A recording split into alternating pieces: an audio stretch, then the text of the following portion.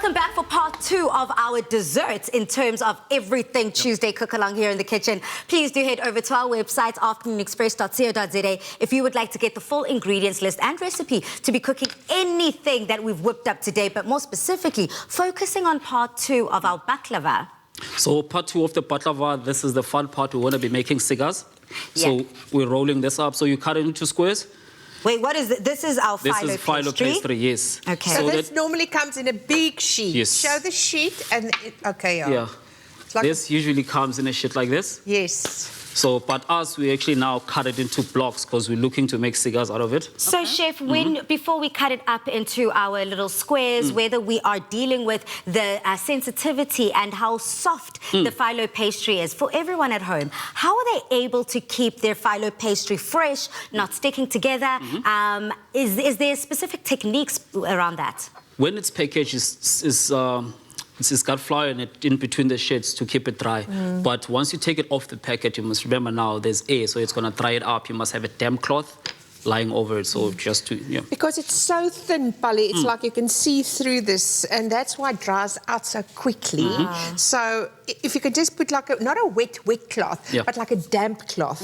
You mustn't put it under water, and otherwise it's just going to, the stuff is going to dissolve. Yeah, it's going to stick together. So just really a damp cloth. I love that. Okay, thank you guys for the tips and tricks. But as we are laying up our cigars and our phyllo pastry, how many layers is enough?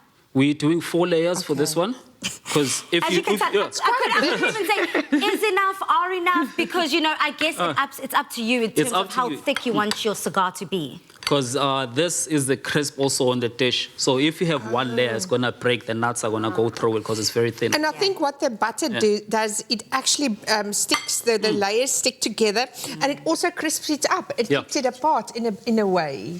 So now I started rolling the cigars. I'm just going to show you an example of it. We're going to put the nuts right to the edge. Okay. So we lift it off. About how much nuts? About a teaspoon. Okay. A teaspoon of nuts in there. Yeah, because nuts are quite heavy for the phyllo pastry, so they need to have a fighting chance when it comes to whipping this up. Right, so I think that I've got all my layers. So this is essentially something fun that you can do with the kids. This is what you're looking for. Wow, that looks quite perfect to me. I don't think my cigar is going to look like that. Okay, so what we do now is take like a teaspoon here and we put it along this phyllo pastry. I'm going to just use my hands and make it like, and then we just You see, with the butter that's there now, it helped the nuts to stay. Oh, yeah. That's why we coated them in butter. It's a sticking agent as well.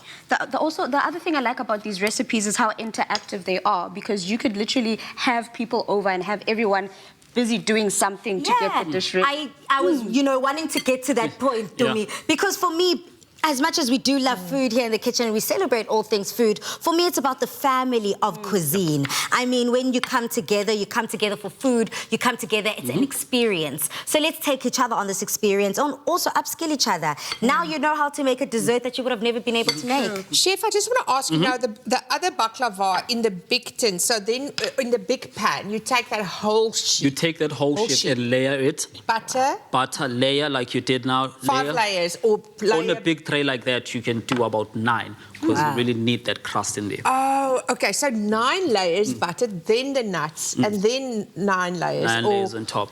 Oh, wow. Okay, so it's quite a bit. And then for people that don't know, is there a reason why we have to butter each layer and not just butter the top, perhaps to crisp it up? Is there a reason for that? There is a reason for that, because once you're cooking it, you want it to get that same flavor and the crispiness all the way through. Okay, so each layer is going to crisp up because of that buttering.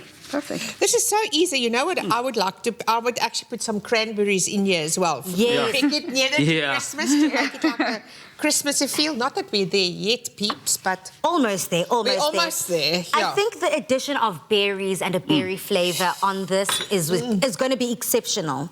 It will. And I've never tried making this kind of recipe with peanuts.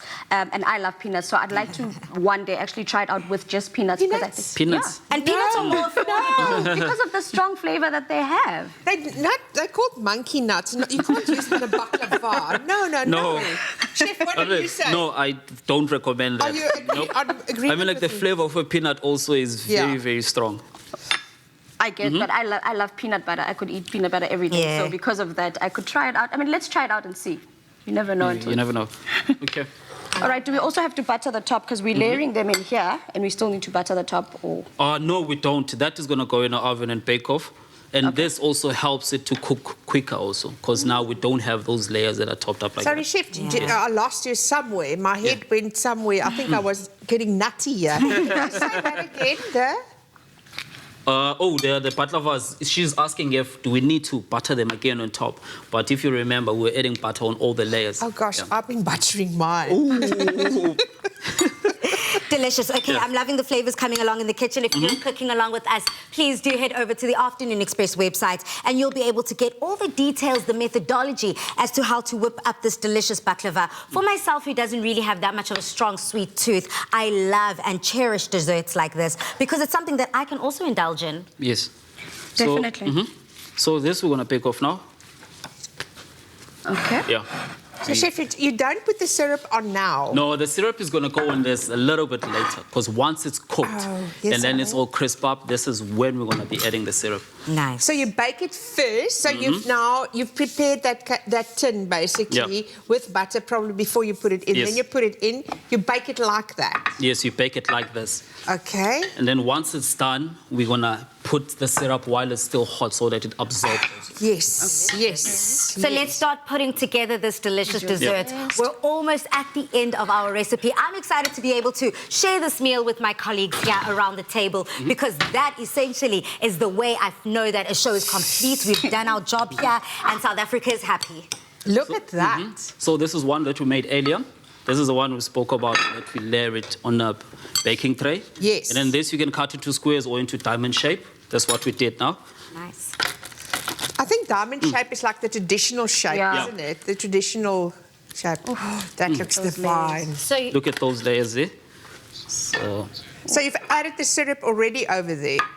the syrup, I'm going to add it on the plate, but there is a little bit that's in here already. Oh, lovely. But you must remember this, you must add it while it's still hot. Okay. Yeah. And I see that you've got some delicious chocolate here just to add that extra sweetness. Yes. In case you think we've forgotten about this delicious chocolate. Honey, I'm looking forward to trying this. You know, experimenting in the kitchen, taking our taste buds on a journey, a flavorful journey. I'm looking forward to that. Chef, this is the sauce now. This is the sauce, this is the syrup now. We're adding it on top of this baklava.